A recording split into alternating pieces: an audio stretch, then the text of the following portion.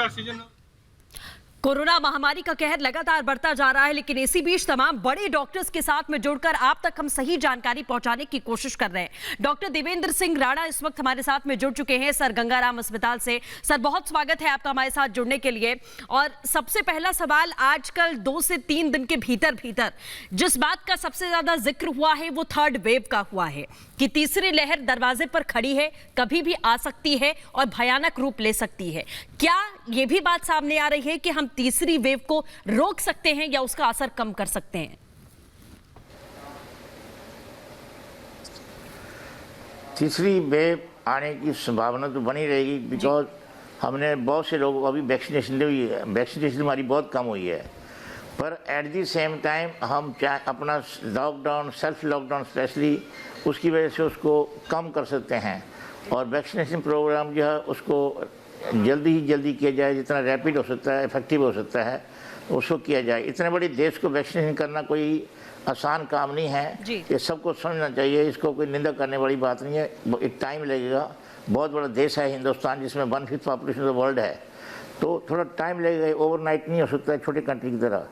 पर वही third wave को रोक पाएगा। और सेल्फ जब तक दूसरी जो डिले कर सकता है या उसको कम कर सकता है वो ये है कि हम अपना एक सेल्फ लॉकडाउन रखें, जो कोविड अप्रोप्रिएट बिहेवियर है कि मास्क पहनो, हाथ धो, डिस्टेंस मेंटेन करो।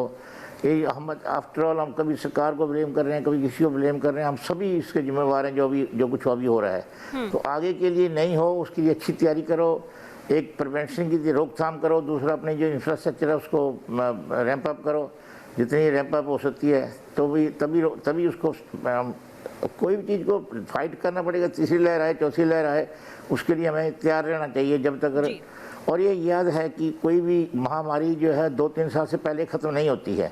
तो ऐसा नहीं हो सकता है, कोई जादू हो सकता है कि नहीं अब तो तीसरी लहर आनी ही नहीं है। पता ही ये अभी हमने लॉकडाउन किया है तो लोग घर में बैठे हैं, अभी लॉकडाउन के बाद बाहर आएंगे लोग, दोबारा ट्रांसमिशन होगी, दोबारा संक्रमण होगा।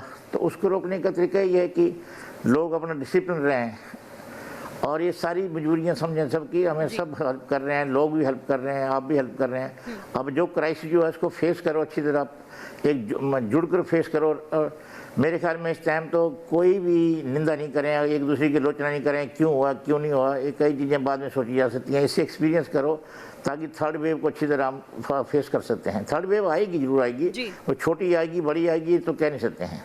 बिल्कुल सर, एक सवाल है जो जाहिर सिस्टम को लेकर यहाँ पर उठता है कि पहली बार जब कोरोना ने दस्तक दी तो हमें पता ही नहीं था कि कोविड क्या है। दूसरी बार भी हम तैयार नहीं थे, हमने कहा कि हमने तैयारी नहीं कर रखी थी। लेकिन तीसरी वेव के बारे में हमें पता है, ऑक्सीजन की जिस तरीके की किल्लत हमने देखी है कि बीमारी से कम ऑक्सीजन की कमी से लोग ज्यादा मरे हैं, क्या उस पर हमारा फोकस ज्यादा रहेगा या हम पूरी तरीके से तैयार हैं कि ऐसी कोई कमी अब नहीं आएगी? मैं आपको फिर दोहराना चाहता हूँ कि हमारा फोकस, सबसे बड़ा जो फोकस होना चाहिए वो डिमांड कम करने पर होना चाहिए। क्योंकि हमने ये भी समझना है कि हमारी जो इंफ्रास्ट्रक्चर फैसिलिटी हैं, जो हॉस्पिटल के बेड्स हैं, हॉस्पिटल की फैसिलिटी हैं, ड्रग्स हैं, वो किस हद तक ही हम रैंप अप कर सकते हैं। स्पेशली इसमें सबसे बड़ा चैलेंज है मैन पावर का। वो ट्रेन मैन पावर कहाँ से लाएंगे जो मतलब इतने हॉस्पिटल बेड मैनेज कर पाएंगी। ऑलरेडी हमने कई सिस्टम बनाए हैं, आज हॉस्पिटलाइजेशन का एक रूल नया आया है, अच्छी बात है। जो हमें चारों तरफ से तैयारी करनी चाहिए कि जो लोड है, डिमांड है हॉस्पिटलाइजेशन की, जो कम हो। तो उसका तो मैंने आपको बताया short term and long term. Short term तो यह है कि self lockdown and limited lockdown in the area where बहुत ज़्यादा हॉट स्पॉट्स हैं। और लॉन्ग टर्म तो vaccination the only answer, you know. बाकी जहाँ तक इंफ्रास्ट्रक्चर है उसका स्पेशली ड्रग्स हैं, ऑक्सीजन है। ऑक्सीजन का तो मेरे ख्याल में हम पूरा कर पाएंगे, कोई प्रॉब्लम नहीं होनी चाहिए। ऑक्सीजन जब ये 1-2 महीने बाद होगी, 1-2-3 महीने से पहले ऑक्सीजन देश में कभी कमी आने वाली नहीं है। पहले भी कभी कमी नहीं आती थी, बहुत ज़्यादा डिमांड इस बार सडनली बढ़ गई। तो ये अब ऑक्सीजन वाली कमी फ्यूचर में आने वाली नहीं है, मैं नहीं सोचता हूँ कि कमी आएगी। ठीक है सर। सर, जो नेशनल टास्क फोर्स का गठन यहाँ पर किया गया है कि जिस तरीके से इस वक्त की सिचुएशन बनी है, खास तौर पर ऑक्सीजन सप्लाई को लेकर जो हमने मारामारी देखी है, ये टास्क फोर्स किस तरीके से काम करेगी? क्योंकि आप भी उसके मेंबर हैं तो बेहतर तरीके से आप बता पाएंगे। अभी हमें कोई इसकी डायरेक्शन तो नहीं है ये क्या ही करना है, पर मैं अपने वैसे जो मेरी अपनी रीजनल थिंकिंग है वो कह सकता हूँ कि जो हमें एग्जिस्टिंग सोर्स हैं, एग्जिस्टिंग प्लांट से उनको रैंप अप करना होगा, नए ऑक्सीजन जनरेटिंग प्लांट खोलने होंगे। जो निजी हॉस्पिटल है, प्राइवेट हॉस्पिटल है या कोई भी हॉस्पिटल है, उनके अपने प्लांट होने चाहिए ताकि कुछ हद तक उनकी ऑक्सीजन वहाँ प्रोडक्शन होनी चाहिए जहाँ हॉस्पिटल हैं। और स्पेशली दिल्ली में कोई प्लांट था ही नहीं, तो जो दिल्ली सरकार की यह प्लान है कि हम 40 प्लांट महीने के अंदर अंदर लगाएंगे, तो उससे काफ़ी समस्या दिल्ली की ख़त्म हो जाएगी।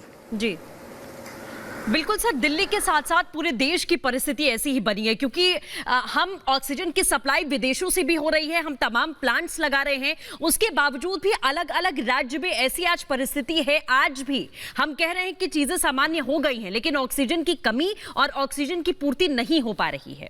ये कहाँ ड्रॉबैक हो रहा है?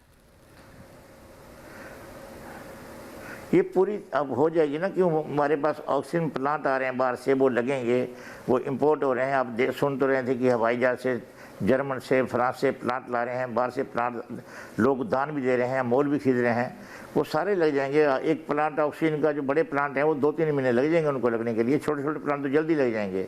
तो बड़े बड़े प्लांट लग जाएंगे, मेरे ख्याल में 2-3 महीने से पहले लहर भी नहीं आनी है, तो तब तक हमारी सारी तैयारी हो जानी चाहिए। पर तैयारी तभी होगी ना यदि हम तैयारी करेंगे। तो पहले ही पता था हमें कि सेकंड वेव आई, सेकंड वेव जब आई थी तो आज हा कर हिंदुस्तान में फैली है, तो सारे लोग बोल रहे हैं। यही सेकंड वेव अमेरिका में आई थी, लाशों की लाइन लग गई थी, यही सेकंड वेव लंदन में आई, यही सेकंड वेव मतलब फ्रांस में आई, जर्मनी से आई। पर हमने पहले कुछ एक कंक्लूजन निकाल दिया कि शायद यहाँ नहीं आएगी। लाइफ में गलतियाँ होती हैं, कहीं कुछ होता है, उसे सीखना चाहिए। अब तो इस वक्त तो उसको तो भूल जाओ कैसे हुआ, अब तो आगे के लिए तैयारी करो। जो प्रेजेंट वेव है उसको फाइट करो। फॉर्चुनेटली दिल्ली में वेव कंट्रोल में आ रही है, अभी दिल्ली में ऑक्सीजन सप्लाई भी अच्छी हो गई है। जो भी जितने भी लोग प्रयास कर रहे हैं, चाहे दोनों राज्य सरकार है या केंद्रीय सरकार है, कोर्ट हैं, लोग हैं, सब जुड़े हुए हैं। जब सब जुड़े हुए हैं तो हो जाएगी जी। कई लोग ये भी सुनता है, कई चोर उजारी में जुड़े हुए हैं, कई ब्लैक मार्किंग करें, वो उनको लोगों को रोकना होगा। बाकी ज़्यादा पॉजिटिव थिंकिंग रखो और इसको फाइट करो, फाइट कर लेंगे। तीसरी वेव की तैयारी करेंगे। ऐसा क्या, ऐसी कोई दुनिया में इम्पॉसिबल चीज़ थोड़ी होती है। फिर फाइट करने के लिए तैयारी होनी चाहिए, एक डिटर्मिनेशन होना चाहिए। बिल्कुल सर, कुछ दवाओं का भी जिक्र हम चाहेंगे कि कुछ दवाएं ऐसी हों, या डीआरडीओ की तरफ से अभी एक दावा किया जा रहा है कि जो दवा बनाई गई है बेहद कारगर साबित होने वाली है। वैसे जो पेशेंट्स घर में हैं या जिन्हें कोविड नहीं हुआ है, हल्के फुल्के सिम्टम्स हैं, वो कौन सी ऐसी जरूरी दवाएं हैं जिसका सेवन वो कर सकते हैं? क्योंकि दवाओं को लेकर भी बहुत सारी भ्रांतियां फैली हुई हैं। हाँ, दवाओं को लेकर असल में दवाओं का जो है मेरे ख्याल में मीडिया में थ्रू और पब्लिक को सारी इंडिकेशन पता होना चाहिए। कौन सा टेस्ट, 3-4 चीज़ें हैं। एक तो एक सीटी स्कैन है, उसका बहुत मिसयूज हो रहा है, उसकी इंडिकेशन है, पर अप्रोप्रिएट टाइम पर करनी चाहिए। सिमिलरली दवाई एक रेमडेसिविर थोड़ा सा सहारा देती है, या तो इसको बंद कर दीजिए, या देते हैं तो उसकी इंडिकेशन हमने बड़ी डिफाइन की है, उन्हीं लोगों को पहुँचाया जाए, उतनी पहुँचनी चाहिए। सरकार उसको, बाकी देश भी हेल्प कर रहे हैं, पहुँच जाएगी, पर अननेसेसरी ड्रग नहीं यूज की जाए। इसी तरह ये दवाइयाँ आने वाली हैं अगले 2 हफ्ते में, 3 हफ्ते में। स्पेशली इंडिया वाली भी आ रही है डीआरडीओ की, इसका मुझे पूरा नॉलेज नहीं है, पर मोनोक्लोनल एंटीबॉडी आ रही हैं जो रश दे रहा है या दूसरे सिप्ला के थ्रू आ रही हैं, तो वो भी एक अवेलेबल होगी। बड़ी महंगी दवाई है। क्लेम अब ये किया जाता है कि उसको एक इंजेक्शन लगाने से ऑलमोस्ट 80% लोगों को जो उसकी ज़रूरत नहीं पड़ती है। पर वो डिफ़िकल्ट सा क्वेश्चन है। अमेरिका और इंडिया में बड़ा डिफरेंस है। यहाँ कितने लोग उसको अफोर्ड कर पाएंगे, क्या सरकार उस इंजेक्शन को मुफ्त दे पाएगी लोगों को, क्या होगा, तो बड़े क्वेश्चन आएंगे उसके बारे में भी। वो भी पर ऐसा है कि आ रही हैं, उससे जब लोग कोई लगवा लेंगे, जिन लोगों को माइल्ड डिजीज़ है और जिनको हाई रिस्क पेशेंट हैं, जैसे डायबिटीज़ है, हाई ब्लड प्रेशर है, किडनी डिजीज़ है, लिवर डिजीज़ है, हार्ट डिजीज़ है, उन लोगों को जो, या कैंसर के पेशेंट हैं, उनको इंजेक्शन लगा देंगे। जब पहले पॉजिटिव हुआ तो उन लोगों को वो क्लेम करते हैं कि उन लोगों से 80% लोगों को दाखिले की जरूरत नहीं पड़ती है। तो बहुत बड़ी हेल्प होगी, मतलब बहुत बड़ी हेल्प होगी वो, कि 80% लोगों को जरूरत नहीं पड़े। तो हमारी जब सबसे बड़ी ज़रूरत है इस वक्त कि संक्रमण को रोकना है, और जो संक्रमित हो जाते हैं उनको हॉस्पिटलाइज की जरूरत नहीं पड़नी चाहिए, ताकि जो हमारी इंफ्रास्ट्रक्चर है ओवरवेल्म नहीं होनी चाहिए। ऐसा नहीं होना चाहिए कि हमारी इंफ्रास्ट्रक्चर चौक हो जाए। तो उसके लिए वो इंजेक्शन बड़े काम आएंगे, पर वो इंजेक्शन बहुत महंगे हैं। इंजेक्शन की प्राइस अभी जो बताते हैं 50 और 60 हज़ार के बीच में है। पता नहीं अल्टीमेटली क्या प्राइस होगी, तो सारे लोग तो उसको अफोर्ड नहीं कर पाएंगे।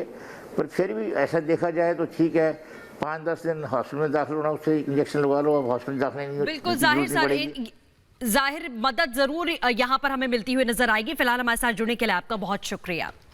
आगे बढ़ेंगे। कोरोना